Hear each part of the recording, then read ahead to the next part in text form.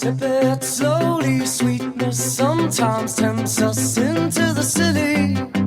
Choked by cherry, chocolate charm in a chariot of phony. And we're trying not to break too many hearts. We're idealistic, but we're also afraid. We are here because there's too much gender-based violence. We're here because too many women and children die because they've been violated in many ways. We are here because there are too many centers in South Africa and in the world that have to deal with managing the problem of gender-based violence and abuse of women and children. We are here today, more importantly, because we are making a commitment to say enough is enough. And one motorbike at a time, one rev at a time, we are going to make change. Organized by the UN Women's Southern African Office in partnership with Harley-Davidson Johannesburg and various other sponsors, this trip was aimed to raise awareness. But most importantly, it was critical to build networks of men who would stand up, who would say, enough is enough. Men who would take action to end violence against women and girls. The first day of riding began early on a wet Johannesburg morning. The bikes headed north towards Botswana. Once at the border post, the critical aim of building networks was set in motion. The bikers were met by the Minister of Environmental Affairs and Tourism for Botswana. Also in attendance were the Botswana Bikers Association.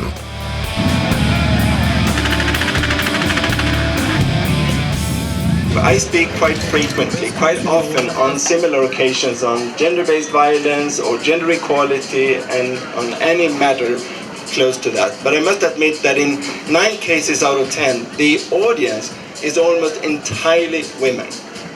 I remember most recently there was a group of approximately 50 and I counted 3 men in that group. And at this occasion we are a majority men. I think that is in itself something that speaks a lot and something we should be quite happy and proud of.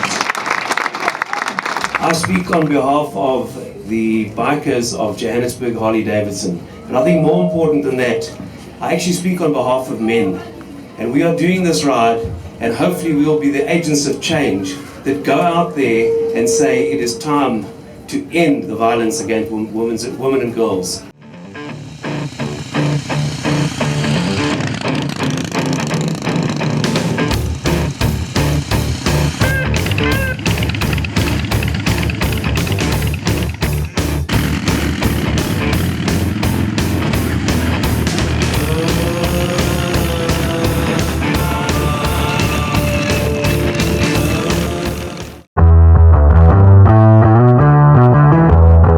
Once in Namibia, the riders enjoyed the beautiful countryside, a very stark contrast to the circumstances of what the women in Namibia are currently experiencing.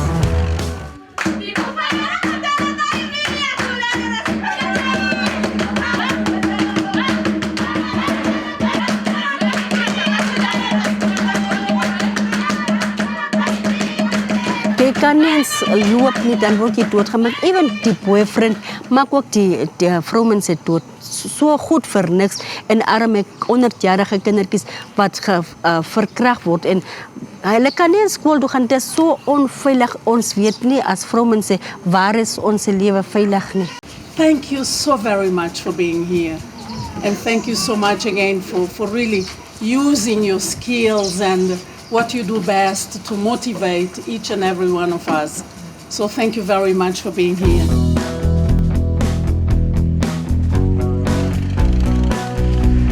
The day ahead promised to be a hard ride on the long roads of Namibia. I would say that the campaign is working because the petrol attendant has just said to me, "Julle doen goeie werk. Ons het julle gisteraand op die TV gesien, ons wil vanaand weer sien." And that's the petrol attendant in Ochuaronga, which means that we're reaching far wide. In Zambia, the riders met with men who were actively standing up against violence. Again, networks were formed, bridges built across geographic and cultural distances in this common cause. We're on our way to Lusaka, but we're handing out our stickers. There seems to be a lot of interest wanting a sticker, and hopefully we're getting some of the message across about ending violence against the women and girls.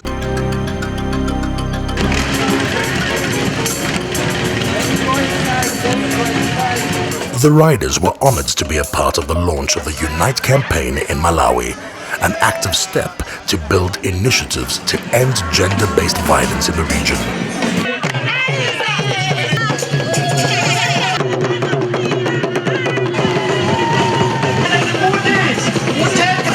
It is necessary for men to take a stand. It does not help for women to talk to themselves about the problem. It is men who are the perpetrators of this crime. Therefore, as real men, we need to make the decision not to abuse our women and children. I am here in Malawi working in UN Women, the UN entity on gender equality, and working with the government and the civil society. In trying to look at things in a different ways and bringing different stakeholders together.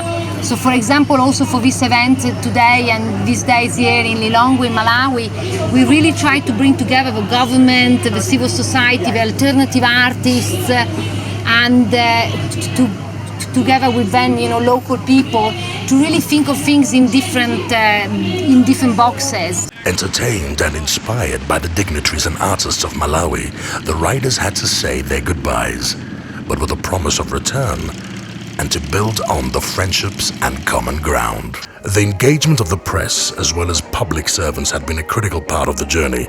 In Zimbabwe, the riders were met by both. UN Women believes that men who speak out and stand up against violence can be a positive role models in the struggle to end violence against women, setting an example of solidarity and respect. The campaign aims to offer safe public spaces for women and girls as part of the outcome. In Swaziland, the bikers were welcomed by the Association of Bikers of Swaziland.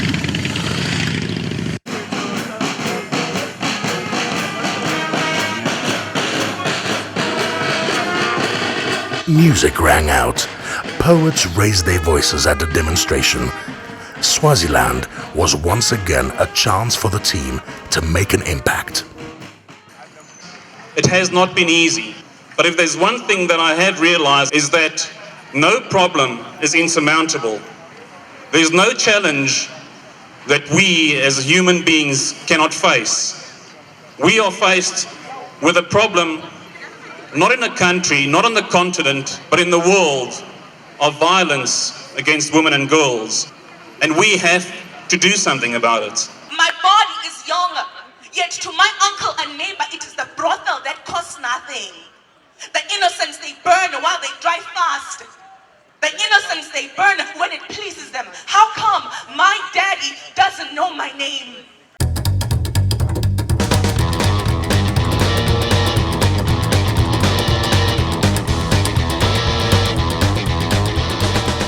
We've got special legislation against gender-based violence, and in protection of children and women, quite a number of pieces of legislation.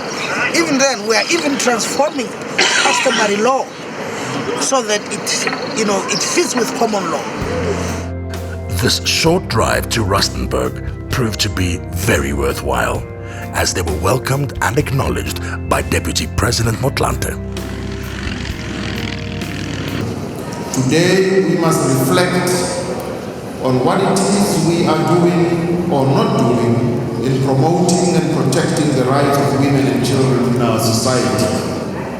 Today we must all renew our pledge and commitment to ensure the safety and well-being of all women, children, and the vulnerable.